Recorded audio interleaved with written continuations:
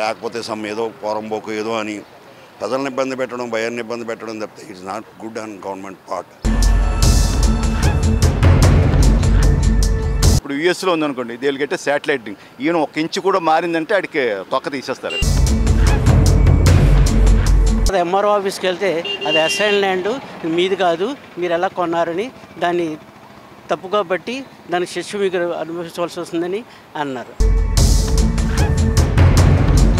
అంటే ఆ ఇబ్బందులు లేకుండా చూసేది గవర్నమెంట్ చూడాలండి, కానీ గవర్నమెంట్ కూడా ఈ వ్యవస్థను అసలు పట్టించుకోవట్లేదు. ఎందుకు జగన్ గారు మొత్తం 22లో పెట్టారు, వాళ్ళకి అమ్మపోతే 22లో పెట్టడమే వాళ్ళ ఇష్టం, అలా చేశారు. అటువంటి అరాచకాలు ఇప్పుడు జరగవు. ఏదైతే కొంటున్నామో ఆ ప్రాపర్టీకి అది మంచిది, ఏ రకమైన డిస్ప్యూట్స్ లేవు, లీగల్గా అన్ని రకాల రైట్స్ వస్తాయి కొన్న వాళ్ళకి అని ఒక గవర్నమెంట్ నుంచి నోటిఫికేషన్స్ వస్తుంటే బాగుంటాయి. అవి మీరు అన్నట్టు రెవెన్యూ వాళ్ళ దగ్గర, రిజిస్ట్రేషన్ వాళ్ళ దగ్గర, కలెక్టర్ ఆఫీసుల్లోనూ ఇవన్నీ కూడా డిస్ప్లే చేస్తుంటే buyer can safe almost always anywhere. That is my work. Private bill పెట్టమంటున్నారు, దీన్ని మీరు స్వాగతిస్తారా? Definite 100% I'm welcoming that one. Yes, 100% ఉండాలి సెక్యూరిటీ. ఇప్పుడు ల్యాండ్స్ అంటే చెరువులు అంటారు, చెరువులు కబ్జా పెట్టామంటున్నారు, ఎఫ్టీఎల్ అంటున్నారు. ఏం జోన్ అది కాదండి, లేకపోతే ఇప్పుడు అవి కాదు. ఇప్పుడు చెరువుల దగ్గర బఫర్ జోన్ అంటాడు, ఎఫ్టీఎల్ అంటాడు. అవి కొనేటప్పుడు ఏముండవు, అన్ని సర్టిఫికేట్లు ఇస్తారు. మున్సిపాలిటీ కూడా ఇస్తాడు, సబ్ రిజిస్ట్రేషన్ చేస్తాడు, కరెంట్ ఇస్తారు, ప్రాపర్టీ ట్యాక్స్ కొట్టి ఉంటాడు. దెన్ ఆఫ్టర్ మీరు అన్నట్టు 10 ఏళ్ళు 15 ఏళ్ళు పోయిన తర్వాత this is under that one, this survey number is in agricultural land or maybe SC ఎస్టీస్, లేకపోతే సమ్ ఎనాం భూమిలో, లేకపోతే సమ్ ఏదో పోరంబోకు ఏదో అని ప్రజలను ఇబ్బంది పెట్టడం, భయాన్ని ఇబ్బంది పెట్టడం తప్పితే it's not good on government part. ఇప్పుడైనా అది సెటిల్ అవుతుందని అనుకుంటున్నాం. చెయ్యాలి, మంచిగా చేయాలి గవర్నమెంట్ ఉన్నదే పబ్లిక్ గురించి. So then my name is VN Ratnam, Veeravalli Nookaratnam. Actually I brought and born at east Godavari district, Kakinada, near by Gollala Mamidada. But now I settled in Hyderabad since last 40 years. I know well about these land records and legality. Why? Because of that I am worked in an housing finance banks. I am now doing my present, I am after retirement also I am doing the same business. So ఈ లెగాలిటీ కానీ technical కానీ issues అన్నీ నాకు బాగా తెలుసు. మీరు అడగవలసిన వాళ్ళని అడిగారు కరెక్ట్గా. మనం సైట్ కానీ బిల్డింగ్ కానీ ఏమైనా కొనాలనుకోండి, స్టేట్ అండ్ సెంట్రల్ గవర్నమెంట్ రెండుటికి కలిపి ఒక యూనిట్ ఏదో పెట్టుకొని authority what ever call it, దానికి ఒక శాటిలైటు గ్రాఫో లేకపోతే వాటి ప్లానో ఇచ్చేసిన తర్వాత శాటిలైట్లో ఎవరు మార్చలేరు కదా పైనుంచి తీసేది. ఇక్కడంటే గ్రాఫ్ మార్చవచ్చు, మన దగ్గర ప్లాన్ ఏమైనా కింద పెట్టచ్చు, వెనక పెట్టచ్చు, ఎప్పుడో పాత రికార్డులు కులిపోవచ్చు, మాడిపోవచ్చు, అవన్నీ వేరే సంగతి. ఎప్పుడో 200 ఏళ్ళ కింద మనకే తెలియదు, వాళ్ళకి తెలియదు. ప్రస్తుత పరిస్థితిలో ఇచ్చేటప్పుడు శాటిలైట్ డ్రాయింగ్స్ ఇచ్చారనుకోండి, నోబడీలు బాధపడరు. ఇప్పుడు యూఎస్లో ఉందనుకోండి, దే గెట్ శాటిలైట్. ఈయన ఒక ఇంచు కూడా మారిందంటే ఆడికి తొక్క తీసేస్తారు. ఇక్కడ అలా కాదు. ఇది జరగాలంటే ఆ భగవంతుడికి తెలియదు ఎప్పుడు జరుగుతుందని.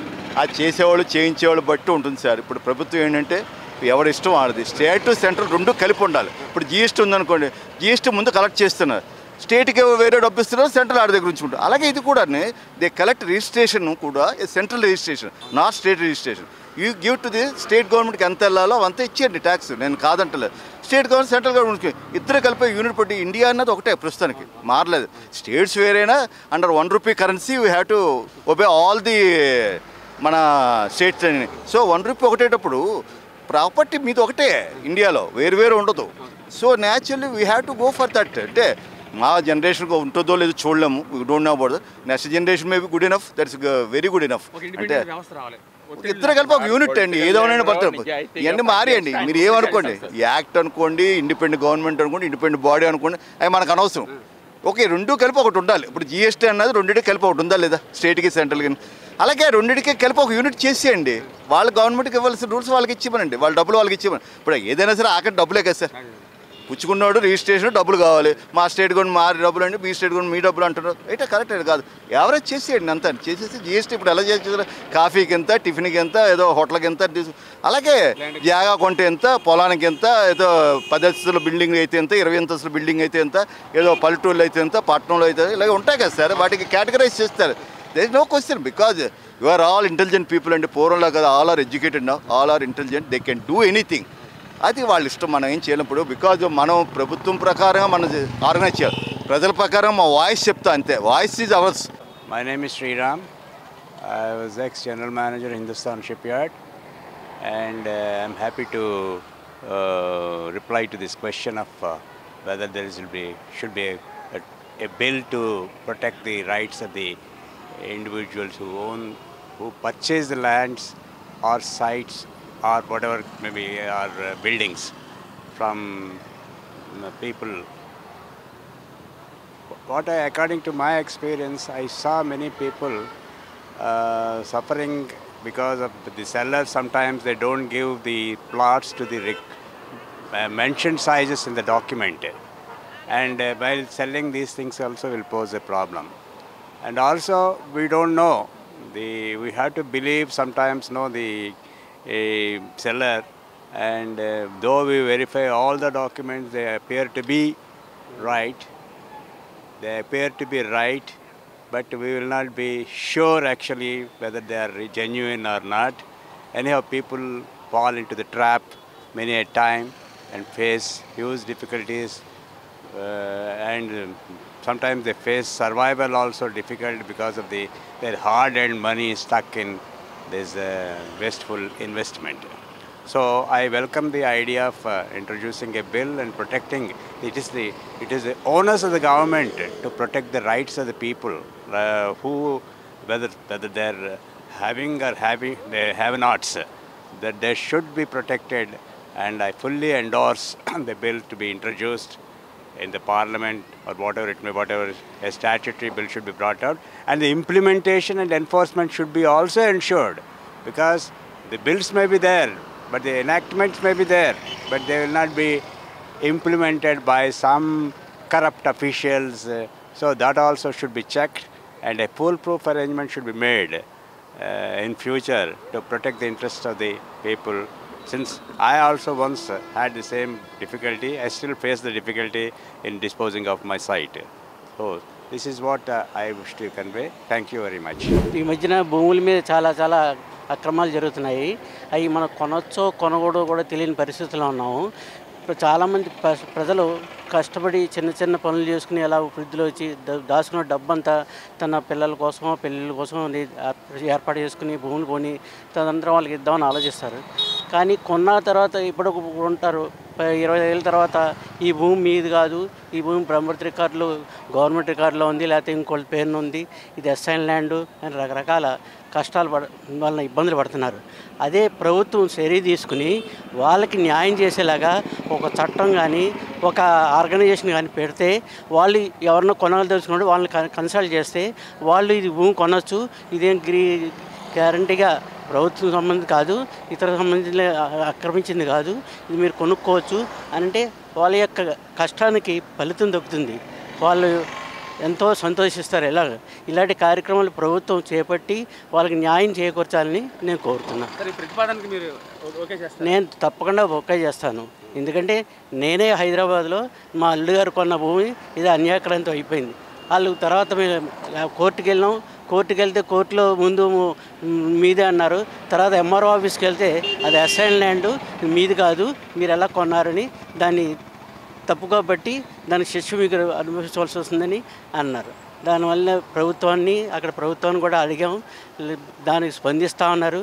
కానీ ప్రభుత్వాలు మారిపోయి దాన్ని మాట్లాడట్లేదు.